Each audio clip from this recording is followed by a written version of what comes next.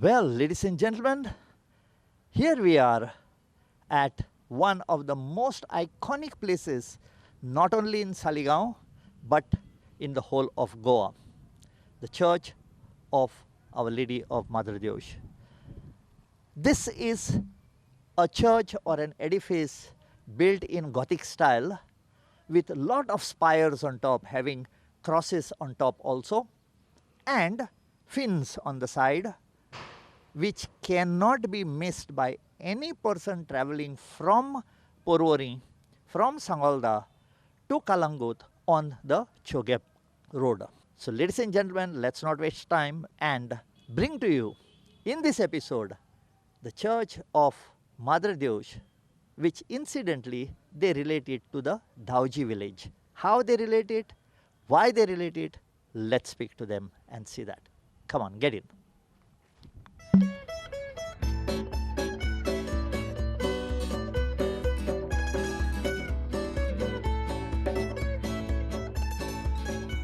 So when we came here to Church of the Mother of God or Madre de Deus, we saw everything that was inside. We saw the bell.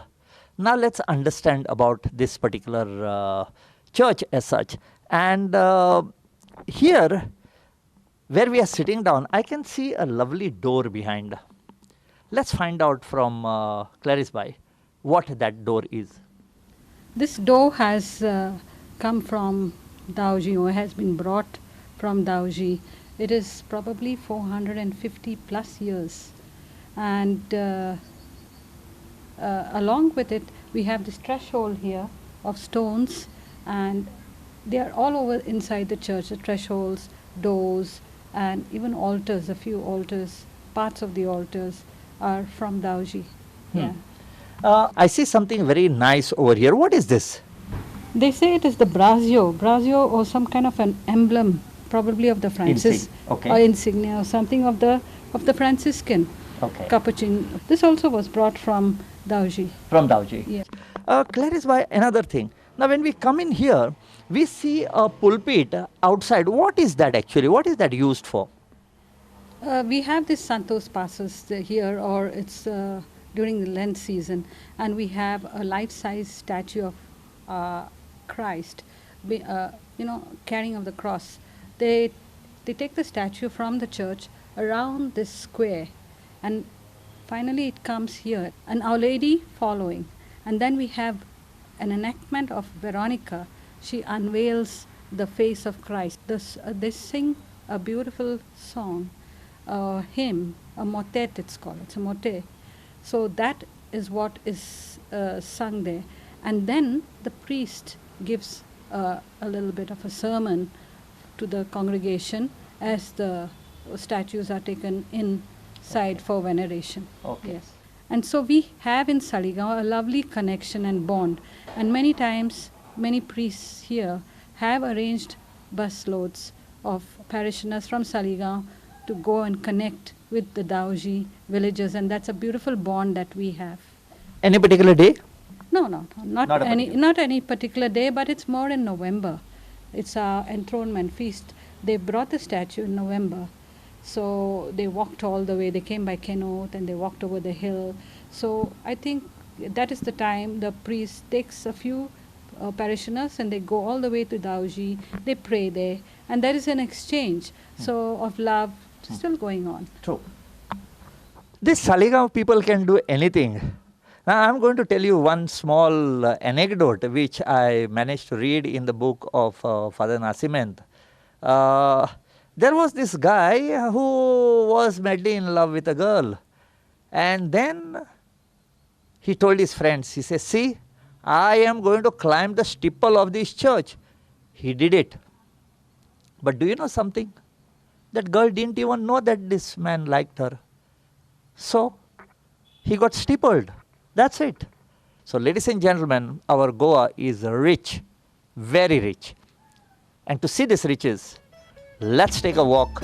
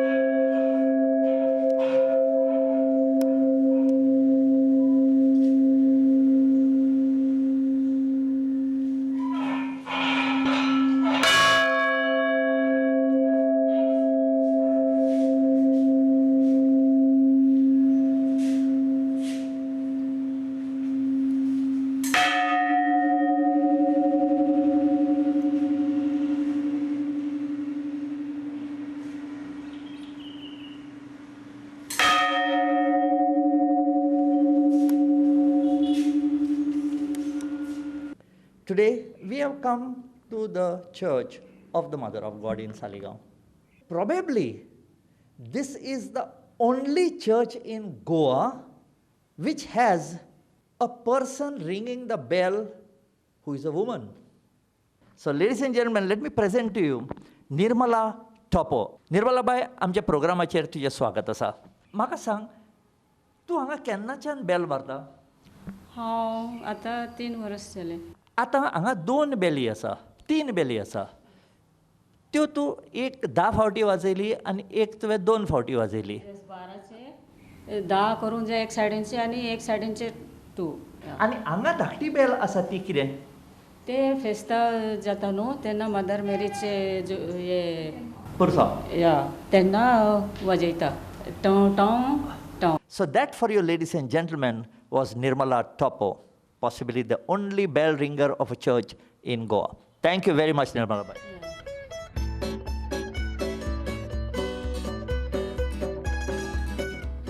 Well, ladies and gentlemen, when we came inside the church of Our Lady of Mother of God,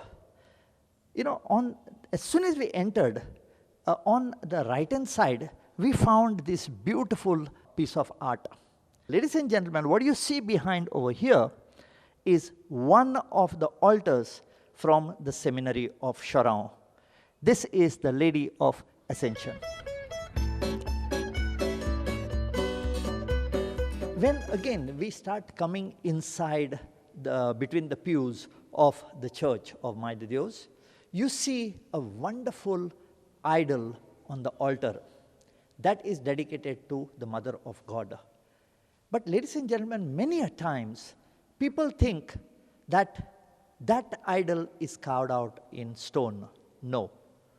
The one that is on the altar is carved out in wood, but it's beautifully gilded in gold. But why am I standing here next to this particular idol? This idol was brought from the original church of Mãe de Deus from Dhauje next to Old Goa. And they say this is a very miraculous statue because many of the couples come over here to pray and ask for their vows. Let's move on and see something else.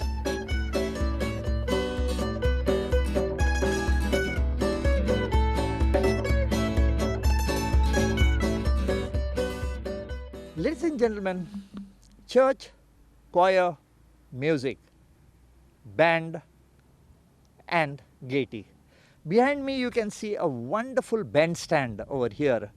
And do you know that this was put up in the year 1960 by the Tommy Amar and his family?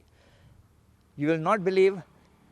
See the plaque on the side. And on either side of it, you can see a lot of carved granites which were found nearby over here and possibly brought when this church was being constructed and brought from Dhauje over here.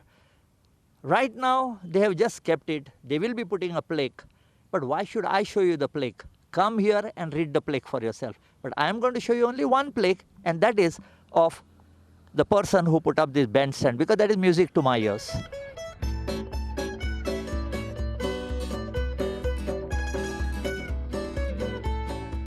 Ladies and gentlemen, there are certain protocols that we must follow when we go into any religious house. Like in the temple, what I have told you, that when you go there, you shouldn't just say hi to God and leave from there. You are expected to sit. Whether you take the tirth or you don't take the tirth is different, but you are expected to sit. Because you are gone to the house of God. You just don't walk in and walk out of somebody's house. Here too, what we have done is we have come here and we have sat on these amazingly historic benches inside the church of Our Lady of Mother de Deus, Saligaon. Let us find out from Clarice Bai about a little bit of the history of this place. So Clarice Bai, can you tell us something about this wonderful church that once somebody comes on this road, he cannot pass without turning his head to the side? So, Well, I'm an artist, and this has been my greatest muse, the Saligaon Church, because of its neo-Gothic structure. It is something very rare, the only church in Goa that has a steeple. And it's a recent church comparatively to the other older churches.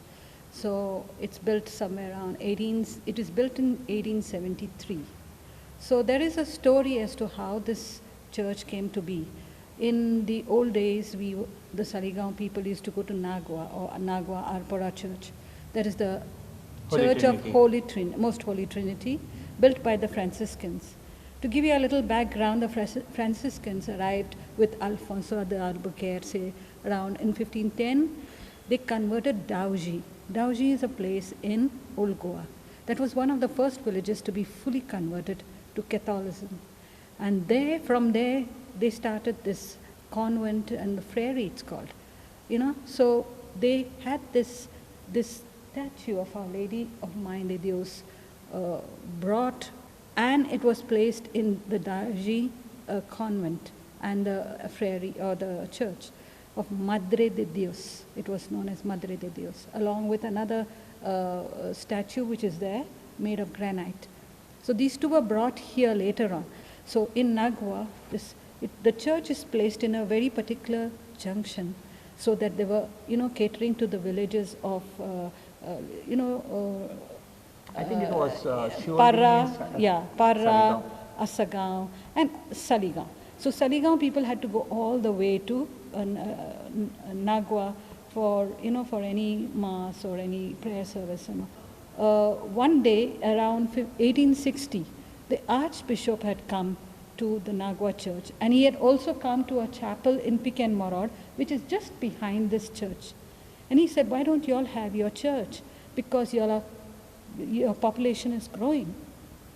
So now there was a problem, and among all the arguments and misarguments and whatever, they decided to have this coconut grove, this area, to build a church. And then it was a very influential guy whose name was Francisco Zeferino Salvador Pinto, known as Salu Pint, from Saligaon, Khotla, which is very close by. He happened to be the member of the Progressive Party. He happened to be the mayor of Bardes. He got the people together. He was an intellectual. He got the people together, formed a committee, and then they said, okay, let's get this church built. Very fast they moved, and they got some major Ferreira Martins, who was in the police works. He designed this church. So it is in 1865, 67, when they got the permissions and when they got the design done. So in the front of the church, you'll see a bit of British influences also. And they maintained that Gothic look of this church, which resembles another church of Our Lady of Gloria in Baikala. They say that. So basically, this church was completed in 1873, and this year, 2022-2023, we are going to have the 150 years celebration of the birth of this church. So in this church, we have Our Lady of Mine de Dios. As you can see, she's about 3 feet high, sitting. Her hands are joined. She's, looking after us. So her feast is on the first Sunday in May. And then we have her enthronement, that is on the 26th of November. How every church, they have got altars inside. How many altars are here? Originally we had 6 altars. As you say, the Our Lady of Assumption, there's one altar. Then we had 2 altars at the side. So they have been removed because of the need to put these benches. In the old days, we did not have benches. We had this wooden railings, and we had the men folk in front. The women would come in their oils, covered up, Yes. and they would wear veils, and they would get their stools and sit down, and then the preacher used to preach on the pulpit. But now we have, after the Second Vatican, the priest faces the people, and we have benches, and so these altars have been removed. One is in the sacristy, and then we have the 2 altars here. So we have altogether 5, and then the main altar 8. Okay. I want to make a special mention to Our Lady of Bo Vittoria. We had a chapel at the back of this church known as the Our Lady of Bo Vittoria, made by the Paolo Menezes and the people of the ward, and somewhere around the late 18th century, 1797 or so. And that chapel was brought down. The stones used to build this Okay. church, along with most stones found in the seminary quarry and the stones from Dauji. They brought the stones all the way via the Keno, via the bullock cart, and they brought the stones To build to this. build this church. And even the whole wooden frame is brought from Dauji. We have 6 beams, if you can see. There are 6 beams on the top. We have, so the church, the whole foundation on the top lies only on the 6 beams, and we have just wood and tiles. Now they have put sheets, but there are no vaulted domes inside the church for us to have a buttress outside, which is very unusual. So basically that feature that we have, the buttress outside, is just for its looks. Now I'm going to ask you a question. Because I'm in Saligaon, Saligaonkars are called as Koles. Is it because there used to be sugarcane plantations from here, from where they made their joggery? We are called Saligaon foxes. Foxes are cunning, Okay. so probably we had a very good plantation of sugarcane, and they were exporting it to Kolhapur and different places. So we had a lot of these foxes coming for the sugarcane, and so we were called foxes, colles. But there is something very interesting. In the evenings, whenever the foxes heard the angelus bells, they were on high alert, because the women of the house would go indoors to pray. Many of them would forget to close their hand coops. Oh. So the foxes knew that was the right time to go and pinch their hens. So it's a folklore, but everybody knows this. Now even our dogs know when the church bell rings. My dog wakes me up in the morning just when the 5 o'clock bell rings. So our whole village life is so rural, and we are still steeped in our traditions. And that's the beauty of Saligaon, at least where I live.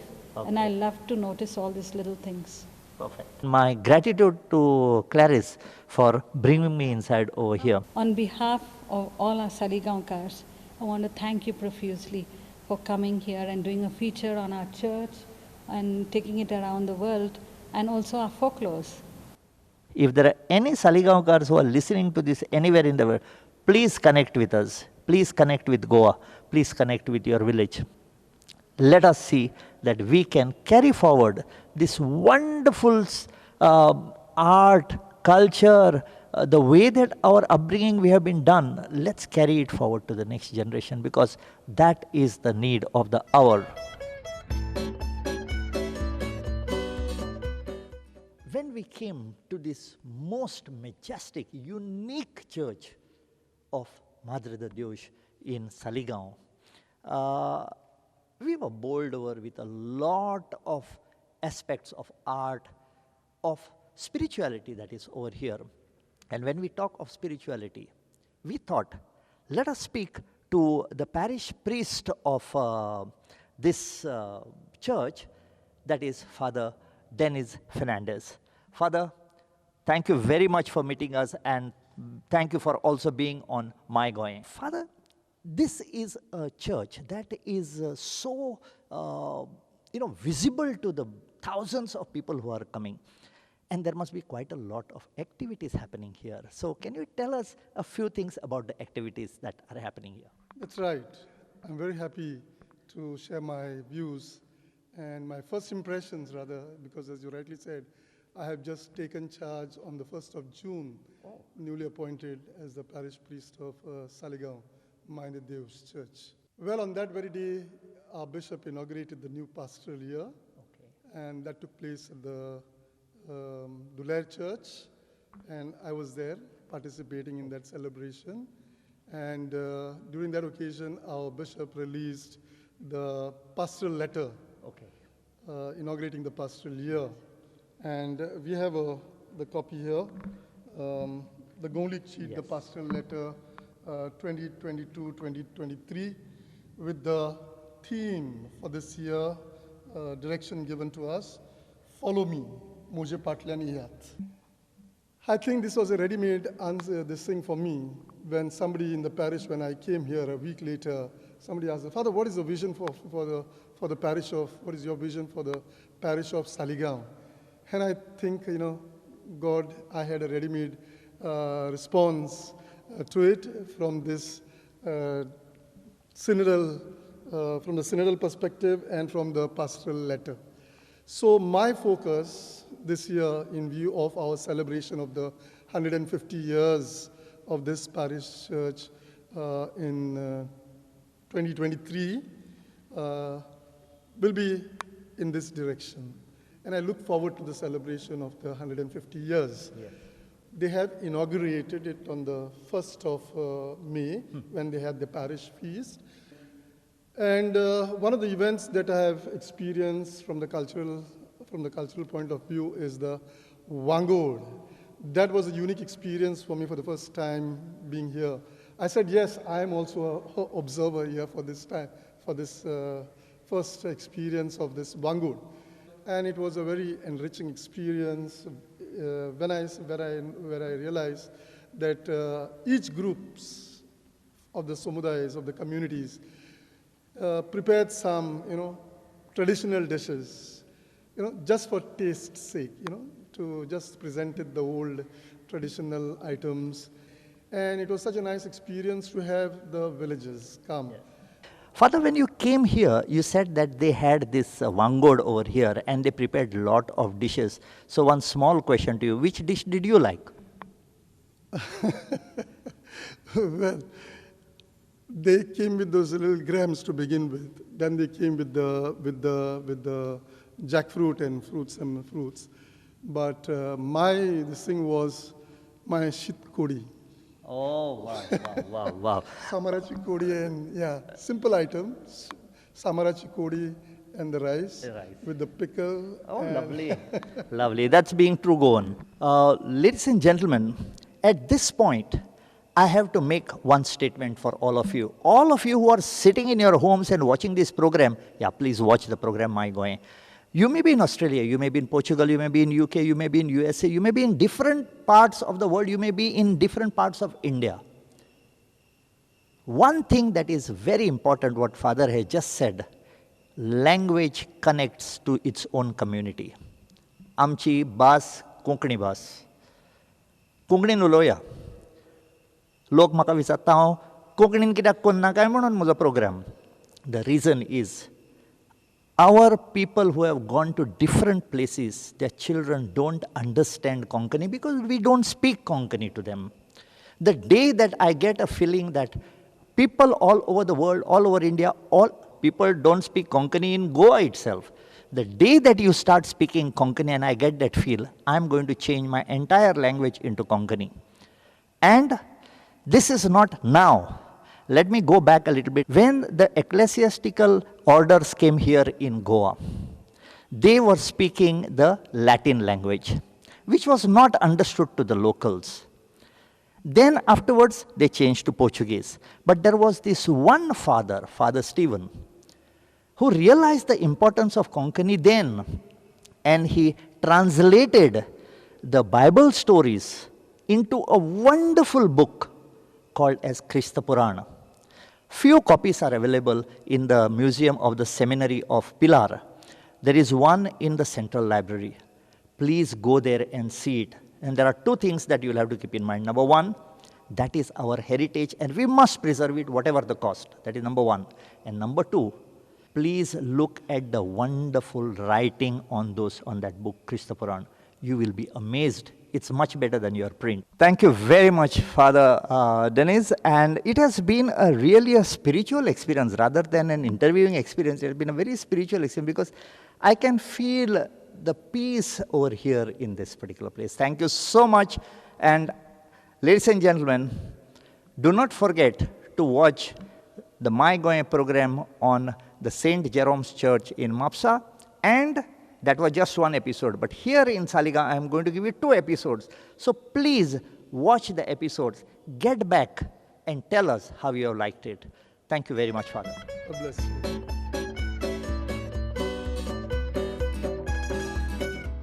At this particular place called as Grand Morod, we saw a lovely chapel over here. What to do? What we thought of was troubling the president of this particular chapel, Mr. Tom Ribeiro, who's here with us, and let's find out from him a bit of the history of this particular place. Tom Bob, welcome to my program, My Goa. Welcome. Yeah. When we were passing this road, going to Arpara, we found this beautiful, small little chapel over here. And there was a date written 1931. I'm sure there must be a lovely story behind this. And you are the president of this chapel dedicated to Our Lady of Rosary, or Nosso Senor de Rosario. So could you tell us something about this chapel? This chapel was built on 10th September 1793. It was a small chapel. Okay. But then I think as the population grew and all, they thought of making it little bigger, renovating the thing. So in 1931, it was renovated to a little bigger chapel. Okay. When is this feast held? Earlier, some years back, this was held on the 3rd Sunday. If October had 5 Sundays, then it was 4th Sunday. If it was 4 Sundays of October, then it was 3rd Sunday. Okay. But now actually the feast of Our Lady of Rosary is 7th of October. So now we are having the Sunday following the 7th, either 7th if it is a Sunday or the following Sunday. Now we see the idol of Our Lady of Rosary in the main altar on top. And we see these 2 statues down. Whose statues are those? One is Saint Joseph, Okay. the one on the left, and the one on the right is Saint Anne's. I see a choir balcony here. Do you have a good choir here? No, sometimes God people only, they form a group and they sing. Okay. We normally used to sing from here on the side, but because space, lack of space, they prefer to this thing on top. Okay. So they are still maintaining the old tradition of singing from top. Not to be seen, but to be heard. Okay, good. So thank you very much, Tom Bob. I'm sorry that we had to pull you out from your house to show us this particular lovely. Thank you so much, sir. Have a nice day.